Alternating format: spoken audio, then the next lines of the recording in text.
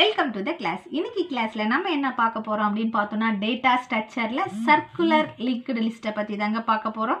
அது என்னங்க circular linked list? நம்ம லிங்க்டு லிஸ்ட்டில் 3 டைப்ஸ் ஆஃப் லிங்க்டு லிஸ்ட், அதாவது single linked list, double linked list, இப்போ சர்க்குலர் லிங்க்டு லிஸ்ட்டுங்கிற தேர்ட் ஒன்னுக்கு வந்தாச்சு. நம்ம சர்க்குலர் லிங்க்டு லிஸ்ட்னா எப்படி இருக்கும் அப்படின்னு பார்த்தோம்னா சர்க்கிள் ஃபார்மேட்டில், அதாவது நம்ம சிங்கிள் லிங்க்டு லிஸ்ட்டில் டபுள் லிங்க்டு லிஸ்ட்டிலலாம் எப்படி பார்த்தோம், ஒரு கனெக்ஷன் கொடுக்குற மாதிரி பார்த்தோம். டபுள் லிங்க்டு லிஸ்ட்டில் டபுள் கனெக்ஷன் கொடுக்குற மாதிரி பார்த்தோம்.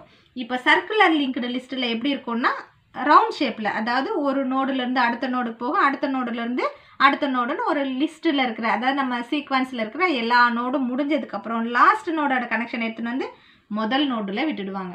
திரும்பி ஃபஸ்ட்டு நோடுலேருந்து போகலாம். அதுதாங்க வித்தியாசம். டபுள் லிங்க்டு லிஸ்ட்டில் பார்த்தோன்னா ஒவ்வொரு நோடுலேருந்துமே அதுக்கு முன்னாடி நோடுக்கு வர முடியும். ஆனால் இங்கே அப்படி வர முடியாது. கடைசி நோடு வரைக்கும் போயிட்டு மறுபடியும் ஃபஸ்ட்டு நோடுக்கு வரலாம். திரும்பி அப்படியே 1 by 1 ட்ராவல்ஸ் ஆகினே போகலாம். இதுதான் சர்க்குலர் லிங்க்டு லிஸ்ட்டு. அதுக்கான ஒரு சின்ன எக்ஸ்பிளனேஷனை எழுதி கொண்டு வந்திருக்கேன் பாருங்கள். Circular linked list is a sequence of elements in which every element has link to its next element. ஒவ்வொரு எலமெண்ட்டும் அடுத்த எலமெண்ட்டில் ஸ்டோர் ஆகிருக்கும். அடுத்த எலமெண்ட்டோட லிங்கை இங்கே ஸ்டோர் பண்ணி வச்சுருக்கோம்.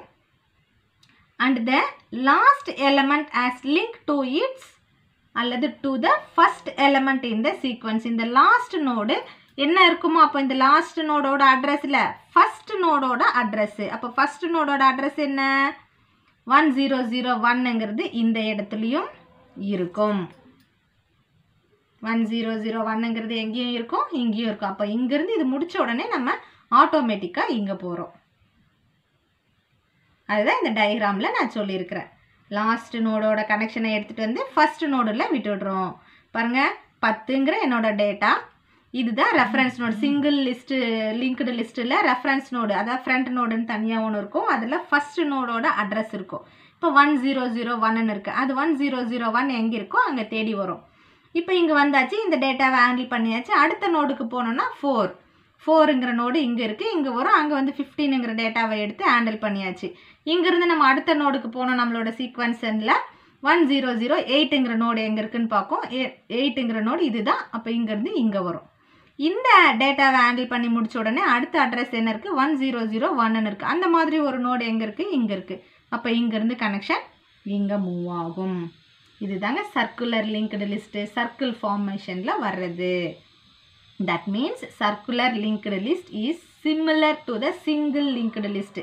சிங்கிள் லிங்க்டு லிஸ்ட் மாதிரி தான் பாருங்கள். இந்த லைனை எடுத்துட்டேன் அப்படின்னா சிங்கிள் லிங்க்டு லிஸ்ட் மாதிரி தான் இதுவும். ஆனால்